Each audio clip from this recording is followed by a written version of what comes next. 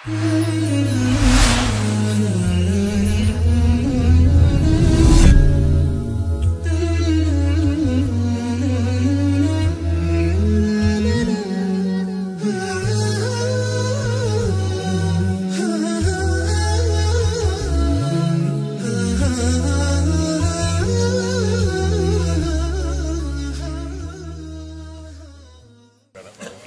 بالله من الشيطان الرجيم.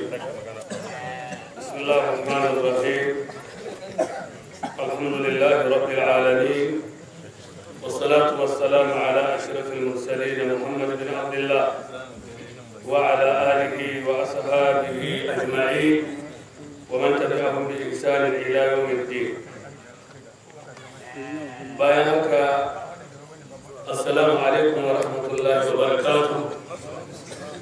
‘Yan uwan musulmi, mutan wannan gari mai albarka na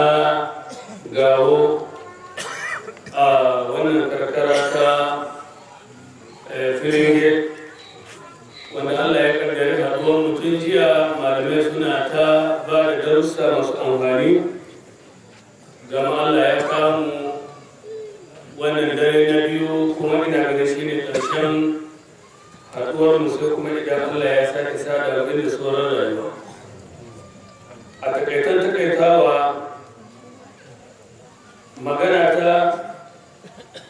a tawajjahu biha ila kulli marid, dukkan wanda Allah ya jarrabe shi da rashin lafiya namiji ko mace, musanna cewa jarabawa ta rashin lafiya ya kai marashi lafiya namiji ko mace. Abshir ayyuhal marid, albishirinka ya kai marashi lafiya, ya kai wanda Allah ya jarrabe ki da rashin lafiya. Albishirinku, daga cikin albishirin da za mu yi muku, ku sani cewa rashin lafiya almaradu yadhhabu bi khataaya, rashin lafiya da Allah ya jarrabe ka da shi, ko ya jarrabe ki da wannan rashin lafiya, ta da kasa nariyarsa Allah yana iya tafiyar da kusakuranka. Allah na iya share maka kusakuranka idan ya jarrabe ka da rashin lafiya. Abu da ya rawaito hadisi daga Ummul Ala. Ummul Ala take cewa adani Rasulullahi sallallahu alaihi wa sallama wa ana maridatu. Annabi ya kai mini ziyara, ya je gani na ban da lafiya. Da manzo Allah ya je ganinta, sai manzo Allah ya ce abshiri ya Ummul Ala, ya ki Ummul Ala, albishirinki, fa inna maradal muslimi yudhibu Allah bihi khataaya. Rashin lafiya na musulmi Allah na share kusakuransa sanadiyar wannan rashin lafiya. Idan Allah ya jarrabe ka da rashin lafiya, ko ya jarrabe ki da rashin lafiya, ko za ka nemi magani ta hanyar halal, ka san da cewa baban za Allah ya jarrabe ka da wannan rashin lafiyar bane. Allah yana son ka da alkhairi ne, Allah yana son ki da alkhairi. Manzo Allah ya ce mata Allah yana ma'ana share kusakuranki kama tuzhibun naru khabathal dhahab wal fidda, kamar yadda ka san wuta idan aka sanya zinariya ko azurfa a cikin wuta ko ƙarfe, in ya gasu duk wata dauɗa da arzikin wannan wuta za ta tafiyar da wannan dauɗa da arzikin zinariya da azurfa ko ƙarfe an sa shi a cikin wuta. To haka Allah yake tafiyar da kusakuran wanda ya jarrabe shi da rashin lafiya. Hadisi ya zo daga Abi Sa'id al-Khudri da kuma Abu Hurairah, Allah ya kara musu yarda, daga Annabi sallallahu alaihi wa sallam. Annabi yake cewa ma yusibul muslima min nasabin wala wasabin wala hammin wala hazan wala adan wala ghammin hatta ash-shawkatu yushaquha illa kafara Allah biha min khataaya. Manzo Allah sallallahu alaihi wa sallama yake cewa babu abin da zai samu musulmi na wahala ko gajiya ko baƙin ciki ko damuwa ko wata cuta ko wani bacin rai, kai har ƙaya da musulmi zai taka ta soke shi zari face sai ubangiji Allah ta'ala ya kankare mashi kusakuransa dalilin wannan abin da ya same shi. A matsayin ka na musulmi duk abin da ya same ka na damuwa, na baƙin ciki, na wahala, na gajiya, na cutarwa, ubangiji Allah subhanahu wa ta'ala in kai hakuri ma'ana zai share maka kusakuranka. Wannan shine albishiri na farko. Ya ku waɗanda Allah ya jarrabe su da rashin lafiya, albishiri na biyu, Allah subhanahu wa ta'ala ta sanadiyar rashin lafiya ubangiji Allah ta'ala yakan yi ma bawansa wata shimfiɗa. Allah yana fushi da mutumin da bai ma zuwa ganin marashi lafiya. Hadisi ya tabbata manzo Allah sallallahu alaihi wasallam yake cewa inna Allah azza wa jalla yaqulu yawm al-qiyamah, ranar kiyama Allah zai cewa ya ibn adam, ya kai dan adam, maridtu falam ta'udni, na yi rashin lafiya a kajirani na ba. Allah zai ce ma ɗan adam wannan ya gaya masa wannan magana. Mutumin da yake da labarin wani daga cikin waɗanda ya sani sun yi rashin lafiya bai je ganin su ba, kuma musulmin kirki, ranar tashin kiyama Allah zai ce ma wannan bawa na yi rashin lafiya ba ka je gani na ba. Ƙara abin mamaki sai ce ya rab kaifa a'udu, yaya zan je ganinka wa anta rabbul alamin, kuma kai ne ubangijin ta da kai, ya zan je ganin ka, ina zan ganka balantana in gani ka, ina na samu labarin ka rashin lafiya kuma kai ba ka rashin lafiya. Bada sai Allah ya ce amma alimta anna abdi fulanan marida falam ta'udu, ba ka san ma'ana bawa na wani ba ya rashin lafiya ba ka je ganin shi ba, kuma kana da labari kuma kana da hinin tarihi amma ba ta yi ba. Sai Allah ya ce amma alimta annaka law utta, baka sani ba inda ka je ganin shi la wajadta li inda guda ka aske ne a wajen sa tamkar ni ne kake gani. To saboda haka kenan kaga Allah na ma fada sanadiyar rashin lafiyarka wa wanda bai ma je ganin ka ba, saboda daraja ka da matsayin a wajen Allah da ya jarrabe ka da wannan rashin lafiya. Abu na uku, almaradu sababin lirafi darajatul abdul mu'min. Rashin lafiya dalili ne na daga darajojin bawa mai imani. Hadisi ya tabbata daga Imam Ahmad, daga Muhammad bin Khalid, an abihi an jaddihi wa kana li jaddihi suhba, kakansa ma'ana sahabin annabi sallallahu alaihi wasallam. Muhammad bin Khalid yake ce annabu kharaja za'iran li rajulin min ihwani, ya fita ziyarar wani mutum daga ƴan uwansa, yana cikin tahiyyar fa balaghahu shakatuhu, sai labari ya kawo masa abin da yake fama da shi na rashin lafiya, cewa ai wanda zai je ziyarar nan yana kwance da lafiya. Kala yake fa dakala alaihi, sai ya shigo wajensa, sai ya ce masa ataituka za'iran a'idan wa mubashiran, na zo ganinka, na zo ziyararka da kuma ganinka sanadiyar rashin lafiyarka da kuma albishiri. Sai marashi lafiya ya ce mishi kai fa jama'a ta hada kullahu, ya ta hada waɗannan abubuwa gaba ɗaya, ga ziyara, ga ganin marashi lafiya, kuma ga bishara, abu uku gaba ɗaya a lokaci guda, ta ɗaɗa ta hada waɗannan abubuwa. Ya ce kharashtu, na fito daga gida wa ana uridu ziyarata, ina da niyya kawai in je ziyara ka, ban da labarin ma baka da lafiya. Fa balagatni shakatu ka, sai shi lafiyar kai ka labarin sai ya zo mini. Da haka daga nan sai ka daura niyya, bayan ziyara kuma zan je da niyyar ganin ka saboda baka da lafiya. Yace fa kanat, sai wannan ya zamanto ibadata, sai ya zamanto ibada ce. Wa ubashiruka bi shay'in sami'tuhu min rasulillahi sallallahu alaihi wasallam, kuma ina maka bishara da abin da naji daga manzon Allah sallallahu alaihi wasallam. Yace manzon Allah yace idza sabaqat lil abdi min Allah manzilatun lam yablugha bi amalihi ibtalahu Allah fi jasadihi aw fi malihi aw fi waladihi thumma sabbarahu hatta yulighahu al manzilata allati sabaqat lahu. yace manzo Allah sallallahu alaihi wasallama yake cewa idan wani matsayi ko wata daraja ya gabata gabawa daga Allah sai ya zamanto bai samu wannan darajar ba da aikinsa, akwai wata daraja da Allah yake so ya kai bawan amma bai yi aikin da zai kai zuwa wannan darajar ba, yace sai Allah ya jarrabe shi a cikin jikinsa ya sa mai rashin lafiya ko kuma ya jarrabe shi da dukiyarsa ko kuma ya jarrabe shi a cikin ƴaƴansa, sannan sai Allah ya hankurar da shi ya sa masa haƙuri akan jarrabawar da ya masa ko a jikin shi ko cikin dukiyarsa ko kuma ga ƴaƴansa, har Allah ya kai shi wannan matsayin da aikin shi bai kai shi ba. Saboda kun ga rashin lafiya ma'ana ga bawa mai imani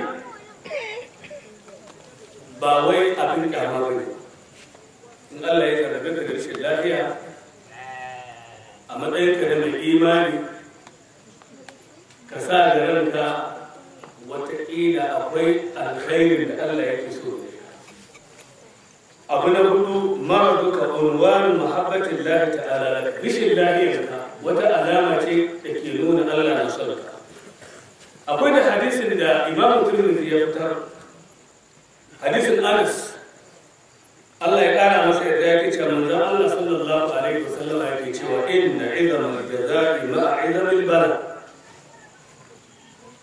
Babban sakamako ana samun shi ne da babban jarabawa. Mutum na samun babban sakamako a wajen Allah idan Allah ya jarrabe shi da babban jarabawa. Wa inna Allah idza ahabba qauman ibtala, in Allah na son mutane da alheri sai ya jarrabe su. Da muka zo garin da an ba mu labari wasu bayan Allah wa'anda suka je suka yi noma, bayan sun zuba dukiyoyinsu sun yi noma, abin ya kankama, suna farin ciki a cikin zukatansu za su girbi amfanin da suka shuka, sai Allah ya jarrabe su da fara sai ta zo duka ta canye wannan amfanin gona. Wataƙila Allah yana son ku da alkhairi, Allah na iya mai muku da abin da ya wani.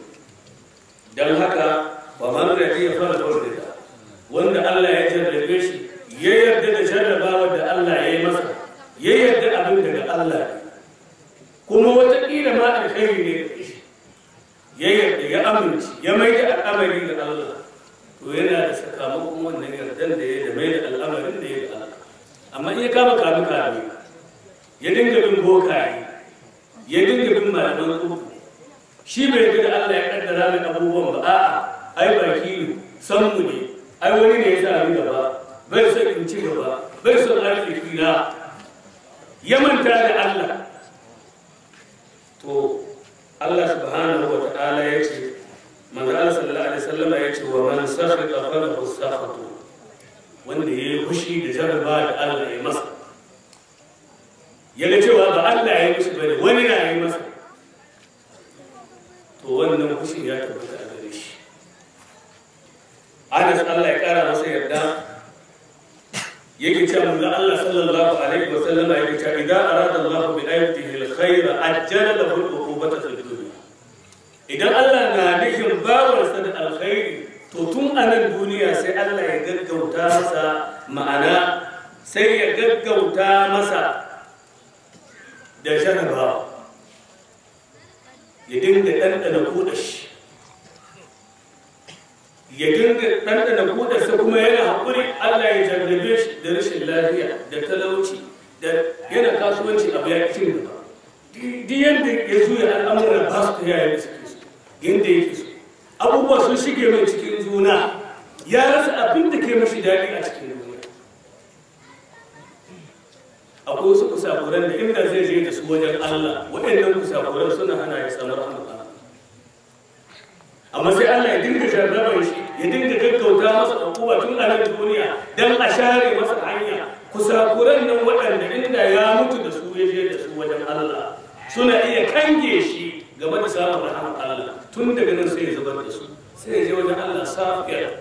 lafiyayye babu wani kusakuran da za su iya kange shi su hana shi samun rahman Allah tun a nan duniya Allah ya dandana masa kudarsa ya share masa waɗannan abubuwa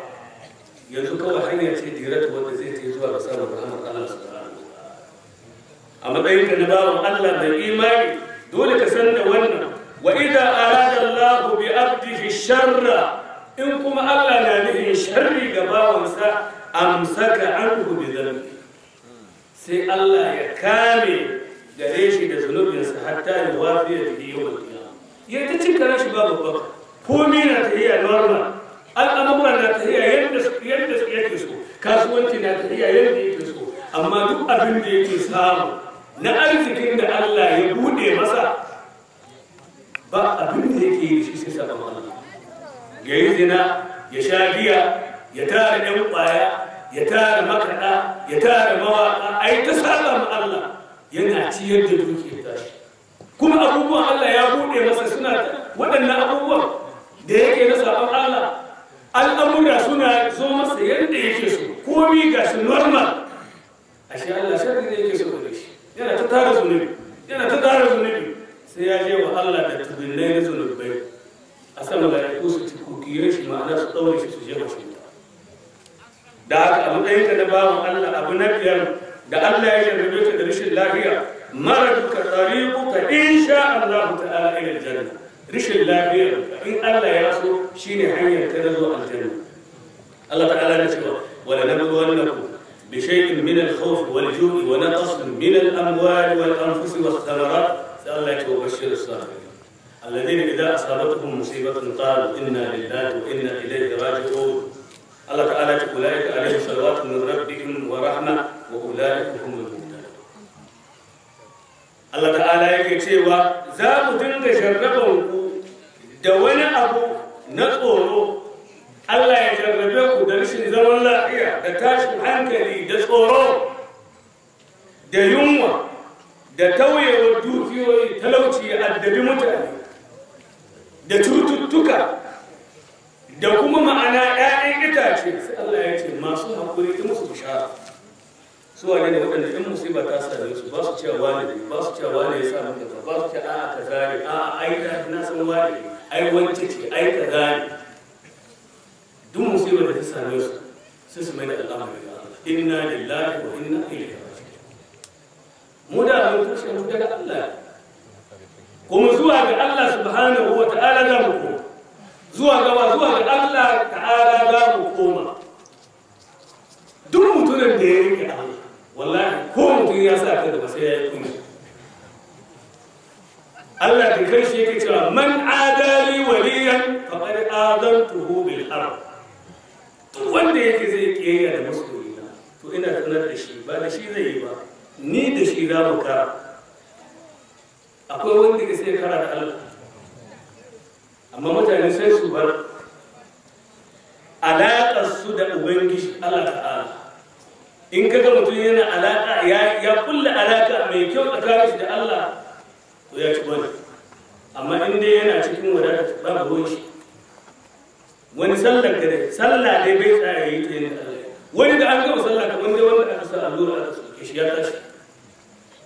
kuma in ya tashi in ya je ya zauna ba wani wuri zai kai ba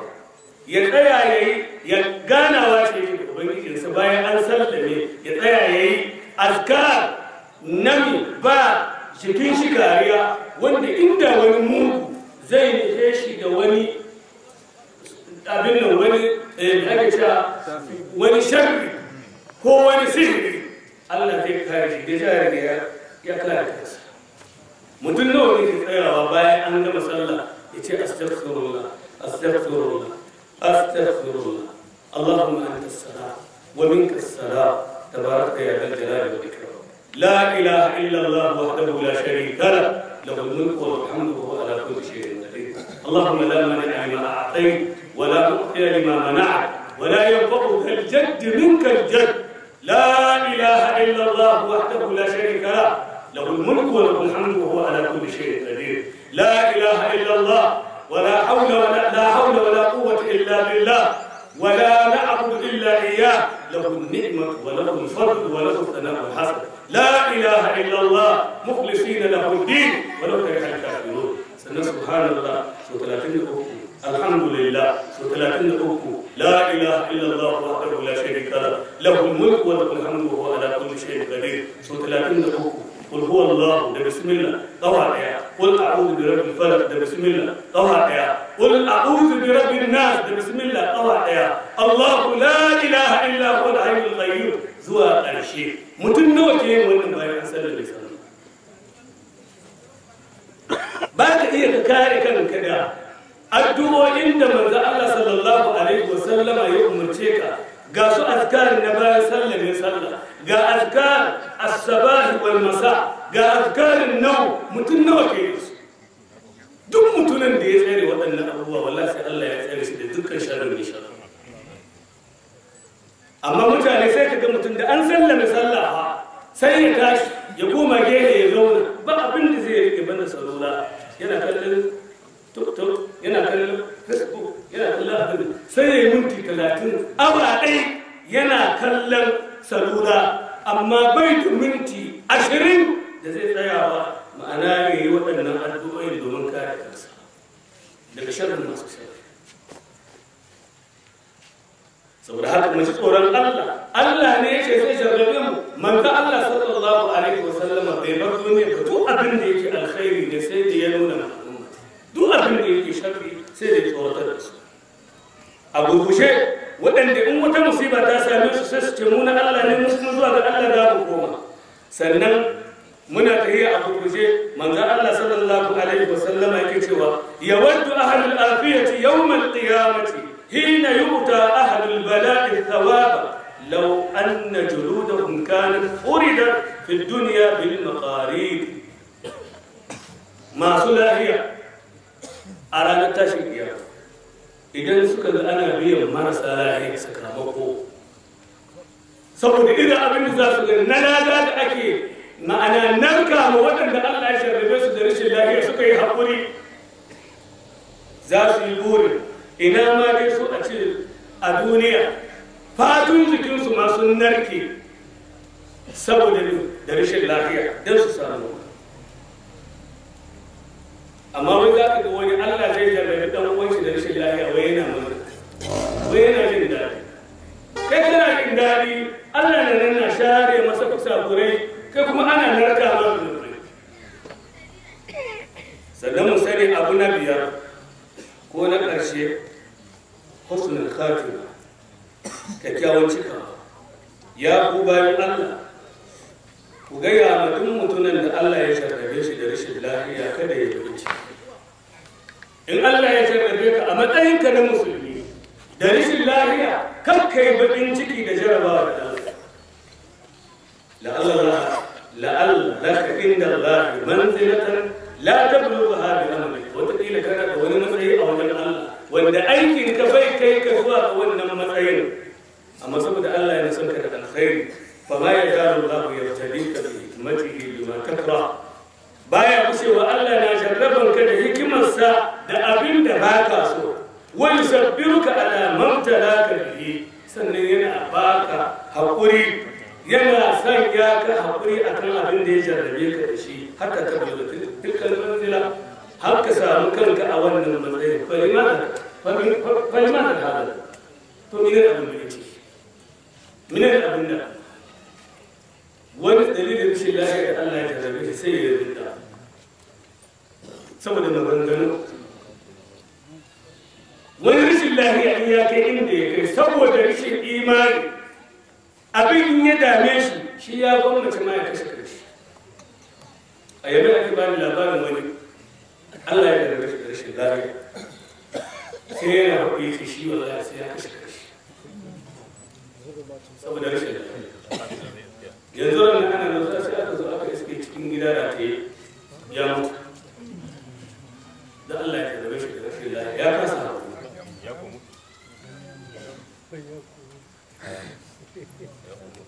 saboda haka mu sani Allah subhanahu wa ta'ala fa'alu lima yurid. a ƙarshe kun ala yaqin bi anna Allah ta'ala ma ja'ala usran illa ja'ala